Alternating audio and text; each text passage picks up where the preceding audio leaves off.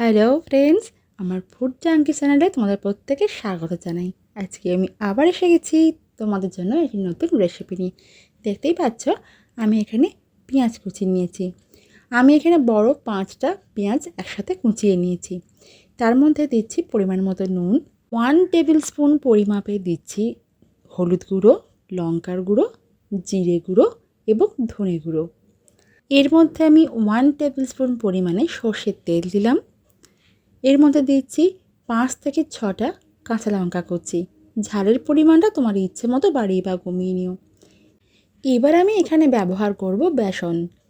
আমি এখানে total 6 table spoon পরিমাণে বেসন নিয়েছি।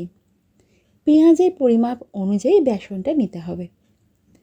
বেসনটা নেবার পর আমি এবার এই সমস্ত উপকরণগুলো একটু সামান্য পরিমাণে জল দেব, দিয়ে হাতের সাহায্যে ভালো করে এটা মাখিয়ে নেব।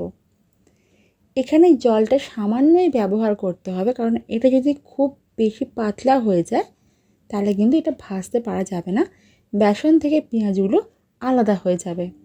যেহেতু এখানে পেঁয়াজ কুচি আছে আর এটা যেহেতু মাখানো হচ্ছে, পেঁয়াজের মধ্যে থাকা জলটা অটোমেটিক্যালি বেরোবে, তো সেই বুঝে এখানে জলটা ব্যবহার করতে হবে। সমস্ত উপকরণগুলো ভালো করে মিশিয়ে নেওয়া আমার প্রায় কমপ্লিট। এটা আমি এই পর্যায়ে এবার সাইডে রেখে দিচ্ছি। এদিকে আমি একটা ফ্ল্যাট ফ্রাই প্যান নিয়েছি, যেখানে আমি একসাথে অনেকগুলো পেঁয়াজি ভাজতে পারবো। এখানে পরিমাপে আমি তেল নিয়েছি। তেলের পরিমাণটা আমি এখানে বললাম না, কারণ পেঁয়াজি ভাজতে কতটা তেল লাগবে সেটা প্রত্যেককে নিজেকে বুঝে নিতে হবে। তো আমার প্যান অনুযায়ী আমি কিছুটা পরিমাণে সাদা তেল ব্যবহার করে নিয়েছি। এবার আমি পেঁয়াজিগুলো ভাজার জন্য একে একে এই ফ্রাই প্যানের মধ্যে দিয়ে দিচ্ছি। আমি হাতের মধ্যেই নিজের একটা ইচ্ছে অনুযায়ী আকার গড়ে নিচ্ছি এবং প্যানের মধ্যে দিয়ে দিচ্ছি। তোমরা চাইলে এটা যে কোনো ইচ্ছে অনুযায়ী শেপ দিতে পারো, বলের মতো করেও করতে পারো বা চৌকো আকারে বা লম্বা আকারে। তো পেঁয়াজি তো একটু এলোমেলোভাবে ভাজলে এটা দেখতে বেশ ভালোই লাগে।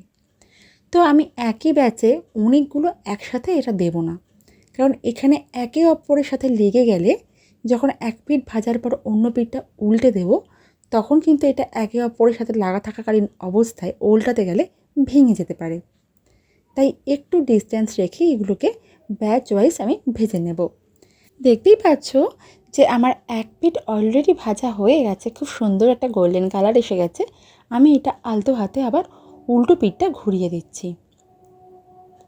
এইভাবে আমি এটা মিডিয়াম টু হাই হিটে রেখে একে একে সমস্ত পেঁয়াজিগুলো ভেজে নেব। এখানে দেখতেই পাচ্ছ পেঁয়াজিগুলো আমার ভাজা একদম কমপ্লিট, খুব সুন্দর গোল্ডেন ব্রাউন কালার হয়ে গেছে। আমি এবার ফ্রাই প্যান থেকে পেঁয়াজিগুলো একে একে অন্য একটা পাত্রে তুলে নিচ্ছি। ফ্রাই প্যানে আমার অনেকটা পরিমাণে তেল এখনও অবশিষ্ট আছে।